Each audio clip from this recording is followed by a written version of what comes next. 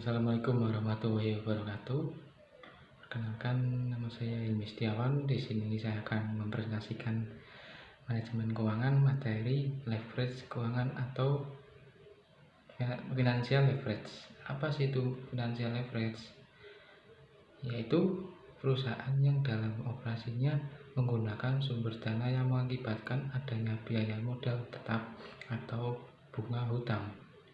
Penggunaan financial leverage ini diharapkan mampu meningkatkan atau menambah laba per lembar saham atau ISP.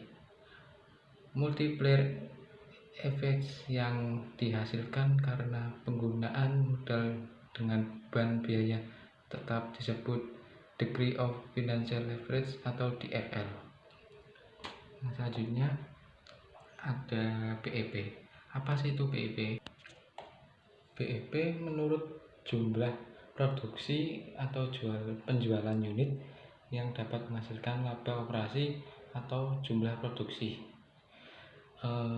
Ada juga konsep lain dari break even point atau BEP dapat diterapkan apabila biaya produksi dapat dibedakan menurut perilakunya menjadi biaya tetap dan biaya variabel. Apa sih itu biaya tetap? Biaya tepat atau fixed cost yaitu biaya yang secara total tidak berubah walaupun volume produksi mengalami perubahan. Contoh biaya tetap diantara gaji, biaya administrasi, biaya penyusutan aktifat tetap seperti bangunan dan mesin dan lain sebagainya. Yang selanjutnya ada biaya variabel. Apa sih itu variabel? Variable cost yaitu biaya yang secara total akan berubah secara proporsional dengan perubahan volume produksi. Contoh lain biaya variabel diantaranya biaya bahan baku, biaya tenaga kerja dan lain sebagainya. Nah, dalam prakteknya perusahaan sering dijumpai biaya yang tidak langsung dikelompokkan ke biaya tetap. Misalnya biaya listrik, biaya telepon, biaya pemeliharaan mesin dan lain sebagainya. Yang selanjutnya ada biaya semi variabel. Apa sih itu biaya semi variabel? Nah, di dalam analisis BEP ini harus dapat dipisahkan unsur tetap dan unsur variabelnya sehingga menjadi biaya tetap dan biaya variabel.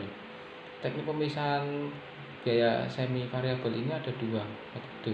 Yang pertama high and low metode dan restriction metode. Ini ada cara menghitung BEP. BEP dapat dihitung dengan menggunakan beberapa formula berikut. Yang pertama BEP dalam unit.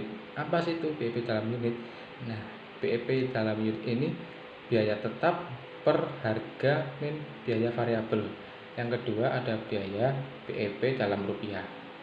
Nah, BEP ini biaya tetap per VC 1 min per S. Yang selanjutnya ada degree operation leverage atau DOL adalah rasio untuk mengukur tingkat kepekaan perubahan penjualan terhadap perubahan EBIT. Nah, dalam DOL ini ada rumus, yaitu rumus Q dalam kurung P min V per Q dalam kurung P min V min F, di mana Q adalah volume penjualan, P harga per unit, F V variable cost per unit, F fixed cost per unit. Nah, yang selanjutnya ada DFL. Apa sih itu DFL? DFL degree of financial leverage. DFL ini menunjukkan seberapa jauh perubahan EPS karena perubahan tertentu dari EBIT. Maka besar DFL, maka makin besar resiko juga finansial perusahaan itu sendiri. Dan perusahaan itu mempunyai DFL yang tinggi adalah perusahaan yang mempunyai utang dalam proporsi yang lebih besar. DFL degree of financial dirumuskan sebagai berikut.